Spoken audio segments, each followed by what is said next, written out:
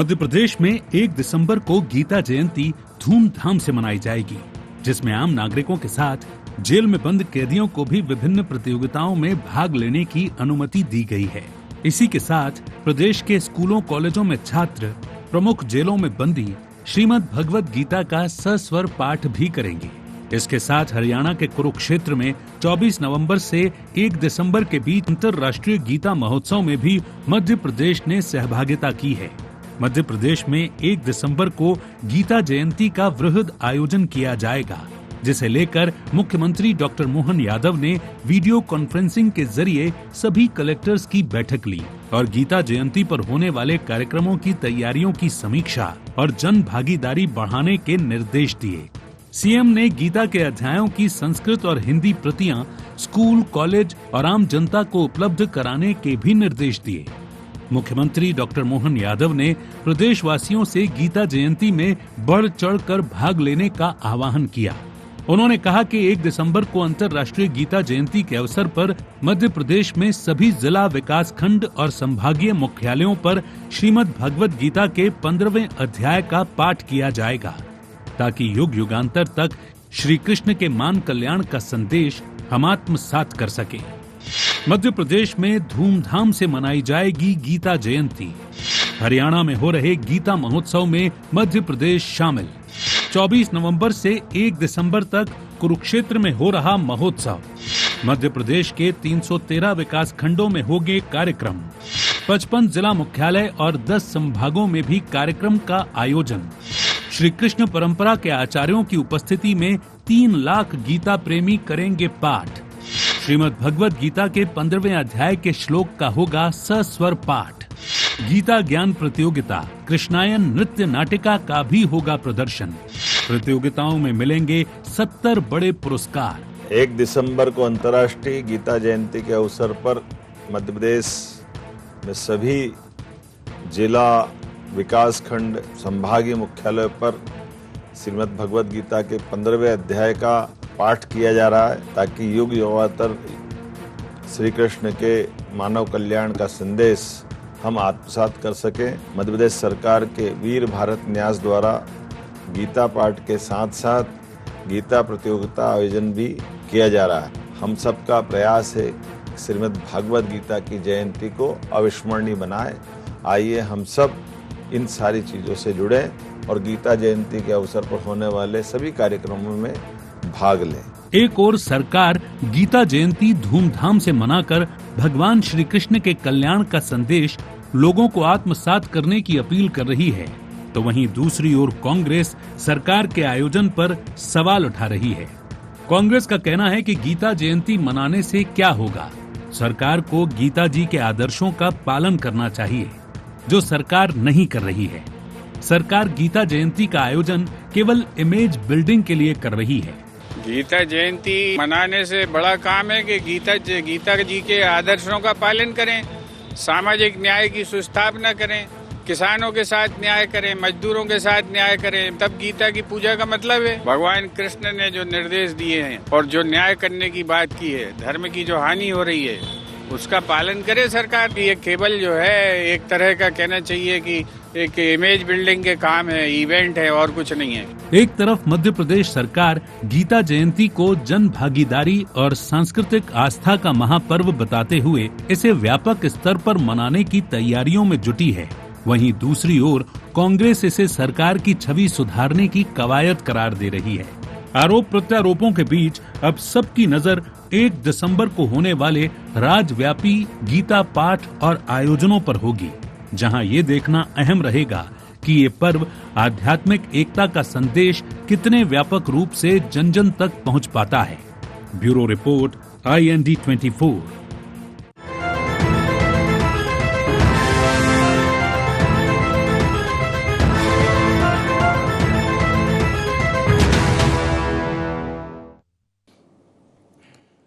नमस्कार, IND एजेंडे में आपका बहुत बहुत स्वागत है। मैं हूं योगीराज योगेश। एजेंडे में आज चर्चा होगी गीता के संदेश की। विषय है मोहन का संदेश। दरअसल पूर्ण पुरुषोत्तम भगवान श्री कृष्ण ने जगत कल्याण का जो संदेश भगवत गीता के माध्यम से दिया था, 1 दिसंबर को चूंकि अंतर्राष्ट्रीय गीता जयंती है। तो इस अवसर पर मध्य प्रदेश में पूरे प्रदेश भर में आयोजन होंगे। गीता जयंती को लेकर श्रीमद् भागवत गीता के 15वें अध्याय का सस्वर पाठ किया जाएगा। वास्तव में प्रभु श्री कृष्ण के जो संदेश, जो जन कल्याण के संदेश, जो मानव कल्याण का जो संदेश है, वो वैसे तो हमारी परंपराओं में रचा बसा है, लेकिन ये घर घर तक पहुंचना चाहिए और ये ट्रांसफॉर्मेशन होना चाहिए नई पीढ़ी में। सरकार का यही प्रयास है कि ये जो परम कल्याण का जो संदेश भगवान श्री कृष्ण ने दिया वो नई पीढ़ी में भी जाए और उनके संदेश मानव कल्याण में कुछ लोगों का कल्याण उससे हो सके, तो इससे अच्छी बात क्या है। और आप ये देखिए, जिस कुरुक्षेत्र में महाभारत हुआ, उसको हरियाणा के उस कुरुक्षेत्र में तो 1 महीने तक ये महोत्सव चल रहा, मतलब 24 तारीख से शुरू हो गया और 1 दिसंबर तक ये गीता महोत्सव वहाँ चलेगा। इस दौरान श्रीमद् भगवद गीता के पाठ किए जाएंगे, संस्कृत में पाठ होंगे, हिंदी में उसका भावार्थ होगा। हमारे यहाँ मध्य प्रदेश में उसके 15वें अध्याय का सस्वर पाठ का आयोजन है, उसके भावार्थ बताए जाएंगे। गुणीजन विद्वजन इसको लेकर अपना पक्ष रखेंगे। तो एक बड़ा उत्सव है हमारी धार्मिक परंपराओं को लेकर, मर्यादाओं को लेकर, हमारा जीवन कैसा होना चाहिए, हम ये इस धरती पर आए किस लिए, हमारा क्या कर्तव्य है, वास्तव में हम हैं कौन। ये पूरे संसार को रचने वाला तो भगवान ही, ईश्वर ही है, वो इसको चला रहे हैं। इतने से संदेश को समझने में हमें पीढ़ियाँ लग जाती हैं। तो ये संदेश यदि हम समझ जाएं कि हम तो एक तिनके की भांति संसार रूपी समुद्र में आए और हमें यदि पार करना है संसार रूपी समुद्र को, तो एकमात्र प्रभु श्री कृष्ण का आसरा लेकर इस समुद्र रूपी संसार को पार किया जा सकता है। लेकिन हम चक्रों में लग जाते हैं, सब समझते हैं अरे मैं तो अपनी नाव लेके आ रहा हूँ, उससे पार लग जाऊँगा। कोई लकड़ी की नाव, कोई बोट ले आता है, कोई उससे बड़े टाइटैनिक जैसे जहाज ले आता है कि मैं पार पा जाऊँगा समुद्र को। लेकिन ये इतना आसान नहीं है। जब तक प्रभु की कृपा नहीं होगी इस संसार सागर से आप पार नहीं कर पाओगे। तो गीता का संदेश बहुत छोटा सा है, लेकिन इसको समझने में मैंने पहले भी कहा है कि ये इतना आसान नहीं है। 15वें जो अध्याय का, उसका मैं तो कोई विद्वान नहीं हूँ गीता का, लेकिन उसका भावार्थ यही है कि प्रभु की सत्ता को हम स्वीकार करें। इस जड़ चेतन में जो कुछ भी हो रहा है वो भगवान की कृपा से हो रहा है। सूर्य का तेज हो, चंद्रमा का प्रकाश हो, इन सब में कहीं ना कहीं प्रभु का आशीर्वाद, प्रभु की सृष्टि है। ये हम नहीं समझ पाते। खैर, मैं कोई इसको समझा भी नहीं पाऊंगा, लेकिन हम इस पर एक चर्चा ज़रूर कर सकते हैं। आज का विषय भी है, एजेंडे के माध्यम से चर्चा भी इसी पर करेंगे। चर्चा शुरू करने से पहले आइए डाल लेते हैं आज के एजेंडा पॉइंट्स पर एक नज़र। प्रदेश भर में गीता जयंती मनाने के क्या हैं मायने? सांस्कृतिक आयोजनों पर सवाल उठाना कितना जायज? क्या सरकार जन जन तक पहुंचा पाएगी गीता का संदेश? कांग्रेस इसे क्यों बता रही इमेज बिल्डिंग की कोशिश? तो ये थे एजेंडा पॉइंट्स। और डिबेट ओपन करूं उसके पहले सभी मेहमानों से आपका परिचय करा दूं। मेरे साथ बीजेपी के प्रवक्ता हैं डॉक्टर ब्रजेश पांडे जी। ब्रजेश जी, प्रोग्राम में आपका बहुत बहुत स्वागत है। कांग्रेस की तरफ से अपना पक्ष रखेंगे अमित तावरे जी। अमित जी, प्रोग्राम में आपका भी बहुत बहुत स्वागत है। और स्टूडियो में हमारे साथ मौजूद हैं वरिष्ठ पत्रकार प्रकाश सक्सेना जी। प्रकाश जी, प्रोग्राम में आपका भी बहुत बहुत स्वागत। शुरुआत ब्रजेश जी आपसे। और चूंकि धर्म कर्म में आपको बड़ी रुचि है, संस्कृत का भी आपको बड़ा स्टडी है, और मुझे ऐसा लगता है कि आज का ये विषय तो आप ही के अनुकूल ज़्यादा है हम तीनों में। हम ये भी चाहेंगे कि आपके अनुभव का भी लाभ लें। दूसरा, ये जो गीता जयंती के बहाने जो सरकार के जो प्रयास हैं, कृष्ण का संदेश जन जन तक पहुँचे, इस पूरी एक जयंती के अवसर पर आपका, आपकी पार्टी का क्या दृष्टिकोण है और इसके माध्यम से सरकार क्या संदेश देना चाहती है, इस पर अपनी टिप्पणी। मैं समझता हूँ आदरणीय भाई साहब, हम चारों में सबसे अधिक गीता के बारे में मर्मज्ञ और गीता के बारे में जानकार आप हैं। अध्यात्म की भी आप बहुत बड़े अपन सब मान लेते, चलिए। और आज का जो विषय है, जिस विषय पर आपने इस महत्वपूर्ण डिबेट को रखा है, उसी बिंदु पर आते हैं। दरअसल हमारे शास्त्रों, वेदों, पुराणों में इस बात का उल्लेख है कि अगहन मास के शुक्ल पक्ष की एकादशी तिथि 1 दिसंबर को जो पड़ रही है, पूर्णिमासी भी है, इस दिन योगेश्वर श्री कृष्ण ने गीता का संदेश अर्जुन को बताया था, और उसी चीज को ध्यान में रख करके हरियाणा सरकार तो इसमें पूरे 1 महीने तक आपने बता ही दिया कि अपने पहले प्रबोधन में कि पूरे 1 महीने तक गीता जयंती को लेकर के भगवान कृष्ण के दिए संदेश को लेकर के आम जन जन तक पहुंच रही है। देश में अंतर्राष्ट्रीय स्तर पर भी, चूंकि श्रीमद् भागवत गीता जो है वो सबसे बड़ा महाकाव्य है, और एक ऐसा महाकाव्य जिसके अंदर भगवान श्री कृष्ण की 84 कला, 54 विधाएं और भगवान श्री कृष्ण के ने उस पर जो वेदों का उल्लेखन किया है, पुराणों का उल्लेखन किया है, उसके साथ साथ उपनिषदों का, उसमें सारी चीजों का निचोड़ कहीं है तो श्रीमद् भागवत गीता में है।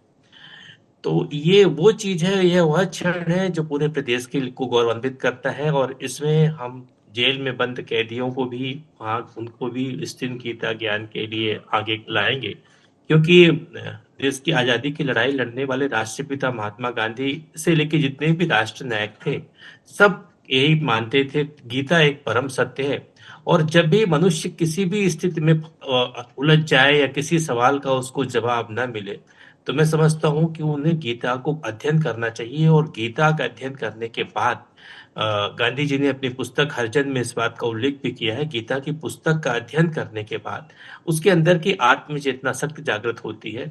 और जैसा आपने बताया कि गीता के 15वें अध्याय का, जिसको लेकर के माननीय मुख्यमंत्री जी ने कहा है कि इस दिन प्रदेश के तकरीबन 3 लाख लोग एक साथ इसका गायन करेंगे, वो बहुत अच्छा श्लोक है। गीता के 15वें अध्याय का जो श्लोक है वो कहता है कि अहम सर्वस्वम प्रभो मतः सर्व प्रवर्तते इति मत्वा बसते माँ बुद्धा भाववंता, मैं सभी जीवों में के हृदय में स्थित हूँ, और मुझसे ही स्मृति, ज्ञान और विस्मृति उत्पन्न होती है। तो ये प्रभु श्री कृष्ण ने जो कहा, जो आपने ही बताया इस बात को, ये संदेश आम जन तक पहुंचाना, और गीता जयंती को पूरे प्रदेश के अंदर, पूरे स्कूलों के, पूरे कॉलेजों के, यूनिवर्सिटी के छात्र जो है इसका इसको एक स्वर में इसका गायन करेंगे।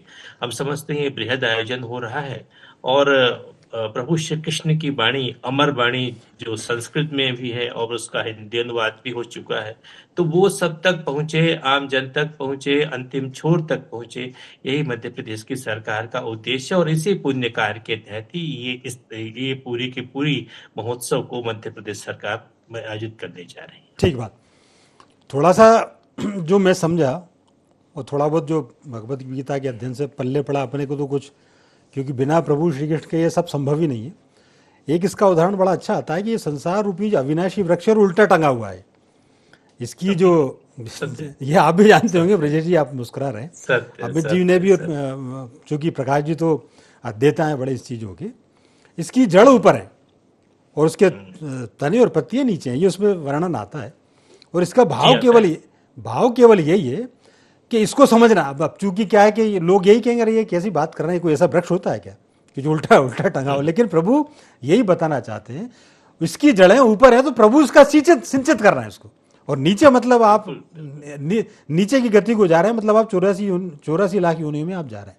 यदि आपको ऊपर जाना है तो आपको बैरागी और योगी होना पड़ेगा। ये थोड़ा बहुत एक भाव, मैं कोई बहुत बड़ा विद्वान नहीं हूं, ना मैं इसमें बारे में कुछ जानता, क्योंकि इस पृथ्वी पर सत्य चित्त आनंद चारों यदि कुछ हैं, इस चराचर जगत में जो कुछ हो रहा है वो श्री कृष्ण के थ्रू हो रहा है। सत्य जो आप कह रहे हैं यही सत्य। तो मैं चाहता हूं कि आज ये डिबेट इसी पर ज्यादा अच्छी रहे। तो अमित जी, मैं आपसे भी उम्मीद करता हूं कि चूंकि एक ये आपको इस दृष्टि से भी आप ले लो कि एक बड़ा एक धार्मिक सांस्कृतिक आयोजन है, ये चाहे बीजेपी करे चाहे कांग्रेस करे, तो मुझे ऐसा लगता है कि वो जो हमें जो आत्मसात करने की जो बात इस जो जयंती के माध्यम से है, कि भगवान श्री कृष्ण ने ना तो कांग्रेस के लिए कहा ना बीजेपी के लिए कहा, उन्होंने मानव कल्याण की बात की, जगत के कल्याण की बात की। तो मैं समझता हूं शायद इस आयोजन से आप भी इत्तेफाक रखते होंगे। अमित जी, आप अपना पक्ष रखिए। देखिए, भारतीय जनता पार्टी की सरकार है, वो गीता जयंती मना रही है, बहुत अच्छी बात है।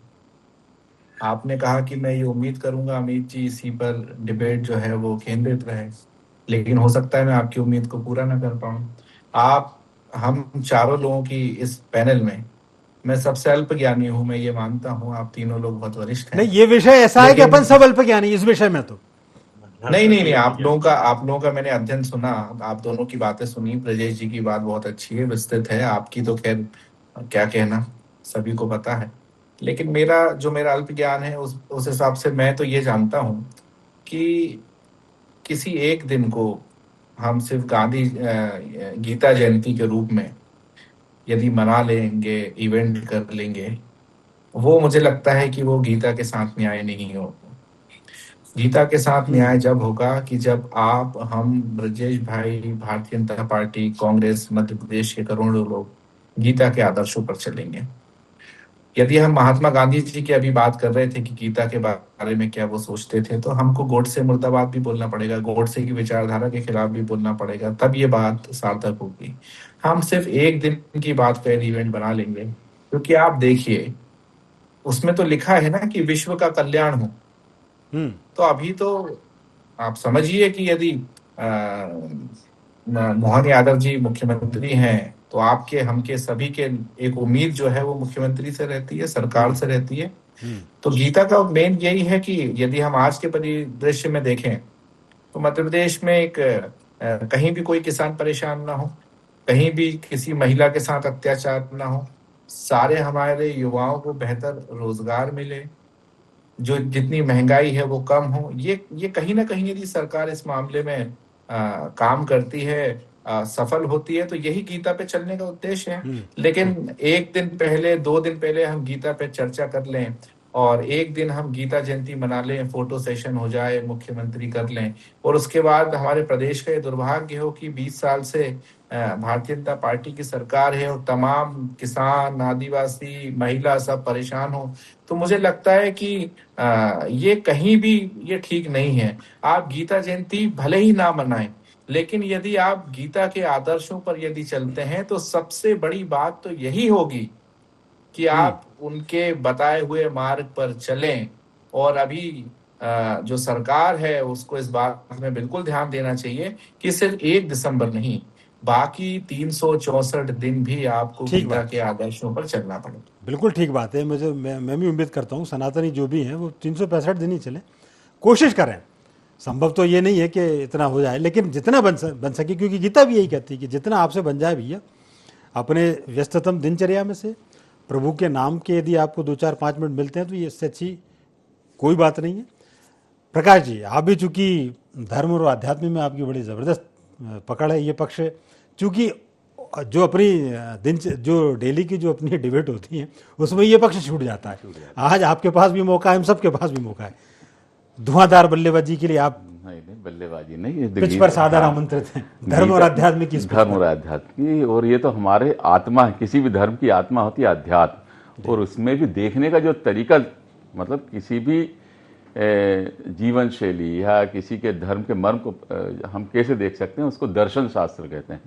तो दर्शन शास्त्र में विभिन्न ग्रंथ दिए हैं, और जीवन शैली के लिए दुनिया का श्रेष्ठ जो फिलॉसफी मानी गई है वो गीता जी को मानी गई है। विदेश के जो दार्शनिक हैं वो भी इनको बहुत अच्छे से मानते हैं, उसको फॉलो करते हैं। तो अब मैं दोनों पक्षों की बात करूं तो शुरुआत तो पहले, चूंकि आपने 15वें अध्याय की कि उल्टा जो वृक्ष है, वो उल्टा वृक्ष क्या है, उसकी जड़ें ऊपर की ओर हैं, जिसको ब्रह्म का प्रतीक माना है। ब्रह्म, पत्ते उसके वेद माने हैं, और उसकी शाखाएं ऊपर भी जा रही हैं, नीचे भी जा रही हैं। मतलब वासनाओं में और सांसारिक विषयों में डुबाने वाली शाखाएं हैं। और उसका जो मर्म जो है कि वो ये संदेश देता है कि आप वैराग्य भाव से उन शाखाओं को काट कर सिर्फ ब्रह्म से जुड़ सकते हो। मतलब वासनाएं या जो विलासिता और ये जो दुनिया मायावी चीजें हैं, उसको आप जो शस्त्र है काय का, वैराग्य का, आप उसमें लिप्त ना हो।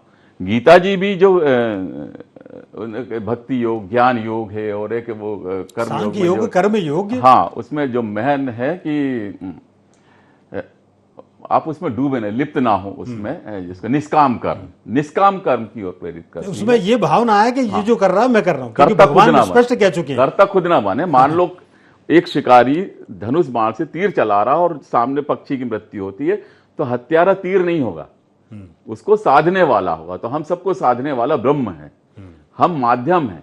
तो इसीलिए वो पर, लेकिन धर्म के वास्ते, जैसे आप 3 अध्याय में शायद उन्होंने कहा है थोड़ा सा, कि अर्जुन जब बोलता है कि तो सब मेरे रिश्तेदार हैं, मैंने कहा हथियार कैसे चलाऊं? बोले तू क्या मारेगा, तू ये गलत फहमी पाली इसमें बेटा कि तू मार रहा है, तू तो एक माध्यम मात्र है। मैं कालों का काल महाकाल हूं, कृष्ण जी कहते हैं मैं महाकाल हूं, वो तो सब पहले ही मरे पड़े हैं, तू तो सिर्फ माध्यम बना हुआ है। तो जब हम किम कर्तव्य विमूढ़ होकर हम क्या करें क्या ना करें की स्थिति में फंसते हैं, ये युवाओं के लिए अच्छा समझने वाला संदेश है। तो हम उस भ्रम से निकलें। हम यदि अच्छे उद्देश्य के लिए निकल रहे हैं तो हमें कर्ता भाव त्याग देना चाहिए। जैसे सीमा पे जब कोई फौजी लड़ता है तो वो खुद के लिए नहीं लड़ रहा होता, वो देश के लिए लड़ रहा होता, तो वो निष्काम कर्म कहलाता है। तो इस तरह से ज्ञान योग, भक्ति योग, कई तरह के उन्होंने मार्ग दर्शाए हैं हमारे जीवन के लिए, और हमारे जीवन में आने वाली दुविधाओं को उससे हटाया है। ये तो उसका संदेश हो गया। अब बात कर लें कि क्या हम इसको सिर्फ एक धार्मिक विषय पाठ करने लायक ही समझेंगे? तो इसका सबसे अच्छा उदाहरण देते हैं स्वामी विवेकानंद। वो कहते हैं गीता को पाठ करने की बजाय फुटबॉल खेलकर तुम अधिक अच्छे से गीता को समझ सकोगे, क्योंकि गीता जो सिखाती है कर्म, वो तो आपके उन्नत जो शरीर है आप उससे गीता को समझ पाओगे। मतलब वो इसी के बाद एक और मैसेज देते हैं जो मेरे ख्याल से कि कांग्रेस और बीजेपी के राजनीतिक बिंदुओं को स्पष्ट करेगा। कि वो कहते हैं कि ईश्वर उसको तो माफ कर देता है जो उस पर विश्वास नहीं करता। जो ईश्वर पे विश्वास नहीं करता ईश्वर उसको माफ कर सकता, लेकिन उसकी दी हुई जो श्रेष्ठ चीज है, जो सबसे ऊपर दी है उसने, उसका इस्तेमाल किए बिना ही किसी पे विश्वास कर लेता है। और इस चीज का आज की तारीख में बहुत मिस इन्फॉर्मेशन का जो बाजार है, तो लोगों को वो चेतना देती है गीता। यदि उसको अच्छे से उसके मर्म को समझेंगे तो आप उन सूचनाओं को अपने मस्तिष्क से समझे, नहीं तो आप ठगी का शिकार हो सकते हैं। और तीसरा अंतिम वो दर्शन की व्याख्या खत्म करूंगा कि एक मैकियावेली रहा है, इटली का दार्शनिक रहा है, उसको वहीं के लोग सबसे ज्यादा घृणा करते हैं। हम हिटलर या दूसरे जो राजनेता हैं जो जिनकी विक्षिप्त वो राजनीति रही है उस पर ध्यान देते हैं। मैकियावेली सबसे निष्कर्ष रहा। उसने कहा कि सत्ता में बने रहने के लिए कुछ भी करो, धर्म का उपयोग करना पड़े तो धर्म का उपयोग करो, जो भी उपयोग करना। तो समस्या ये है, जो सवाल उठते हैं कि हमारा उद्देश्य कितना सही है। हम युवाओं में गीता के ज्ञान को प्रेरित करना चाहते हैं तो यह अच्छा उद्देश्य है और इसका स्वागत किया जाना चाहिए। लेकिन इसको सिर्फ यदि हम आडंबर के लिए यूज कर रहे हैं या राजनीतिक उद्देश्य तो वहां पर इसकी निंदा होना चाहिए। देखिए, निश्चित तौर पर एक तो ये सबसे बड़ा संदेश ये कि जो हम अहंकार भाव से भरे हुए हैं, हमारे शरीर में जितना वजन नहीं है उससे कई करोड़ों गुना कुंटल वजन हम अपने चेहरे पे लिए घूमते रहते हैं। हम ये बताते हैं कि साहब हम इस जरा सा हम काम कर देते हैं और ये बताते फिरते हैं कि साहब ये मैंने किया।